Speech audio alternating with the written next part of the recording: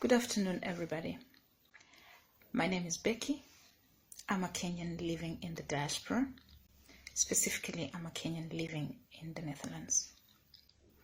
I've been watching this discussion about racial profiling against Africans on social media, and this has been bugging me.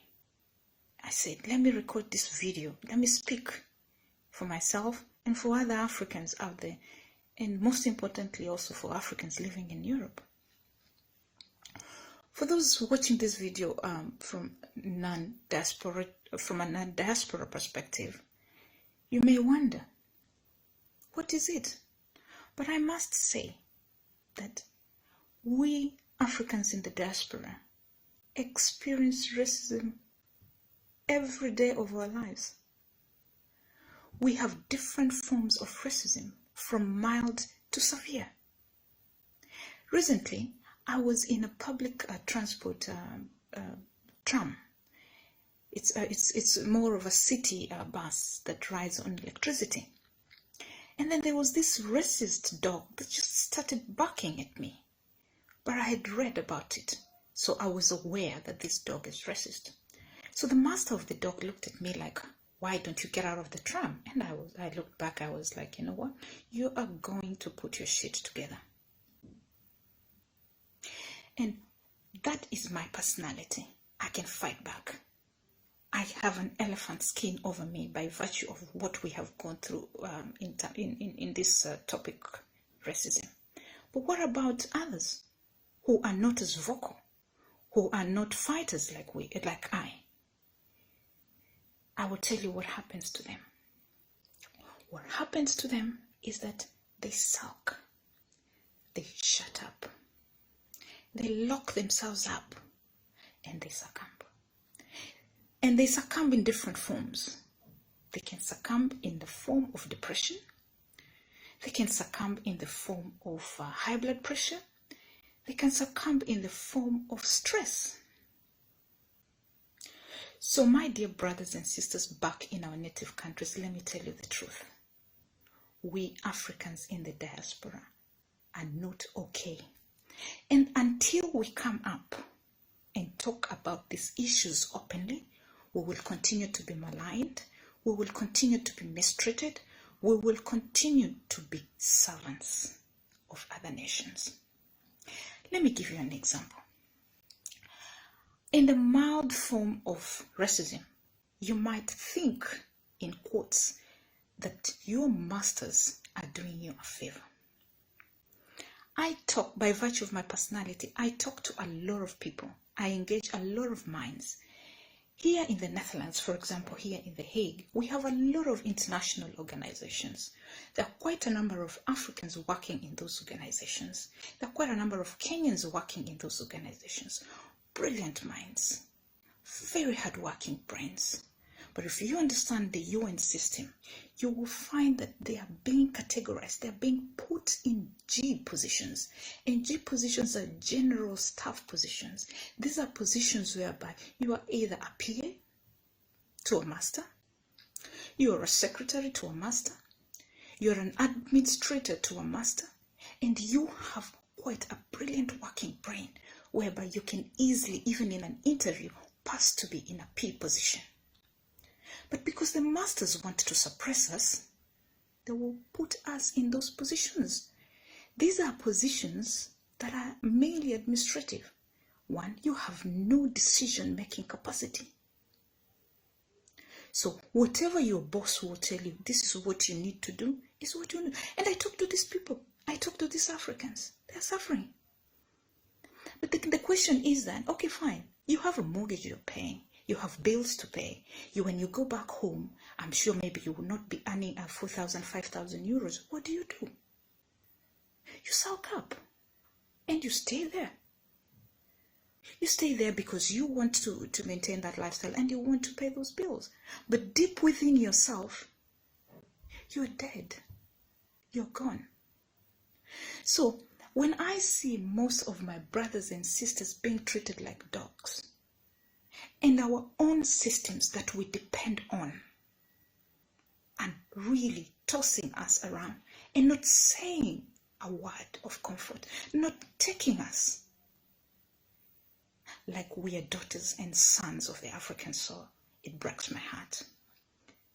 When I see the foreign permanent secretary, Ambassador Kamau Macharia, describing the situation that we cannot repatriate 30,000 Kenyans because an aeroplane is not a matatu that pops from one stage to the other to pick up Kenyans, I bleed.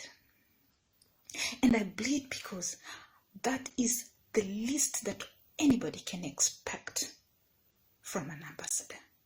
A diplomatic brain that is supposed to safeguard the interests of its nationals. That is the best that he could say on national TV. Last night I watched Newsgang.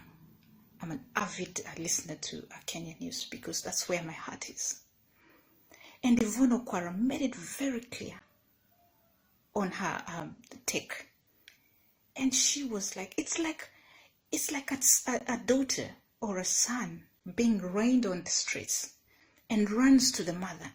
And the mother in this sense is the embassy in the respective countries. And the mother turns the daughter or the son away back to the streets. It's sad. And my take today is that until our embassies abroad restructure their system to protect us, the diaspora, look at how much we are contributing to the economy of our different countries. I'll give an example of Kenya.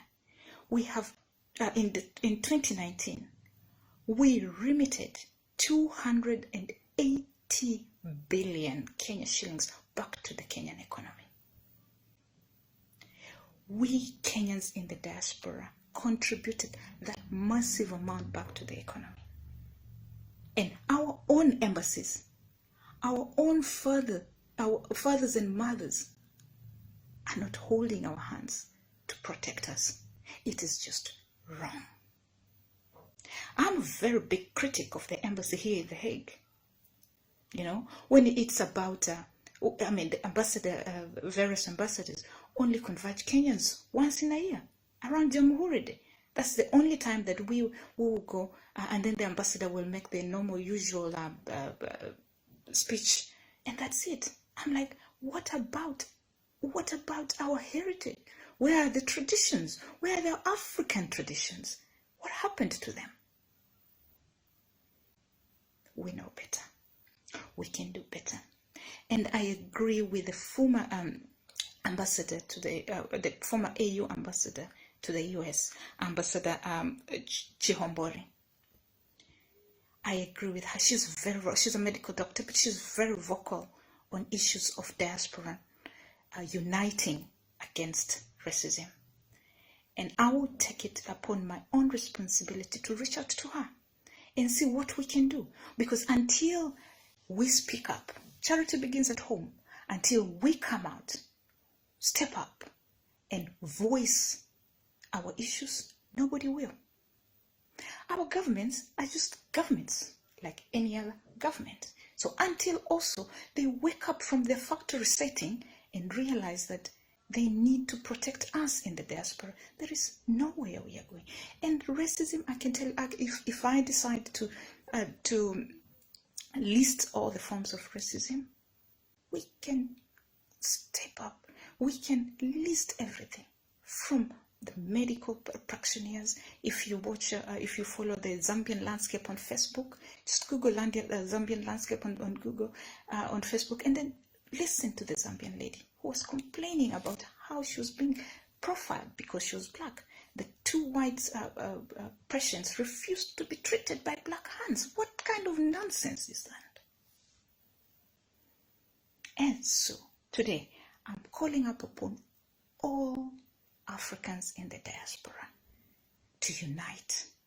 I'm hoping that one day, if it calls for me to lead up this revolution, I will do so diligently.